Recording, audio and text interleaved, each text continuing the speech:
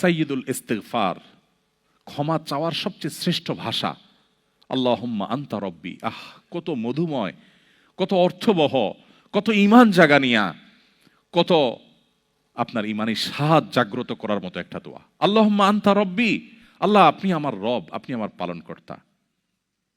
আল্লাহুম্মা আনতা রব্বি লা ইলাহা ইল্লা আনতা, আপনি ছাড়া সত্যিকারের কোনো মাবুদ নেই।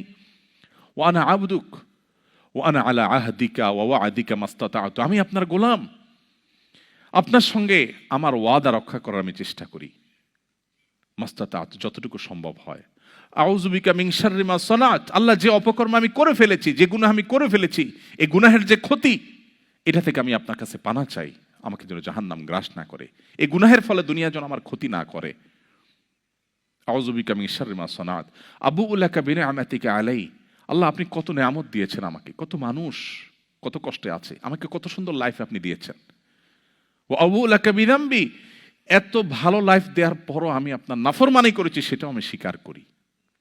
ফাগফিরলি, অতএব আপনি আমাকে ক্ষমা করে দিন। ফাইন্নাহু লা ইয়াগফিরুয যুনুবা ইল্লা আনত, কারণ আপনি ছাড়া আর কেউ ক্ষমা করে না। ভাইরা আমার, আল্লাহর কাছে চোখের পানি ফেলে সিজদায় গিয়ে একটু মাঝে মধ্যে একটু চোখের পানি ফেলে দোয়া করে কেঁদে কেটে দেখবেন, আল্লাহর কসম পৃথিবীর কোনো কিছুতে এত স্বাদ নেই আল্লাহর কাছে ক্ষমা চাওয়ার যে স্বাদ।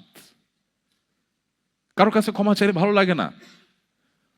আল্লাহর অলৌকিকত্ব যে তার কাছে ক্ষমা চাইলেও আপনার অন্তর দেখবেন, একটু চোখের পানি ফেলে যদি 2 মিনিট দোয়া করার সুযোগ পান, যখন উমরা যান, রমজানে যখন দোয়ার সুযোগ হয়, অথবা সারা বছর যেটা হওয়া উচিত, এ দোয়ার পর যে ফিলিংসটা হয় সেটা খুবই তৃপ্তিদায়ক।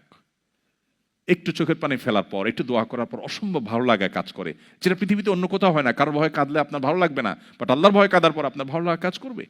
সো এই প্র্যাকটিস আমাদের হওয়া উচিত নিয়মিত। আল্লাহ আমাদের তৌফিক দান করুন।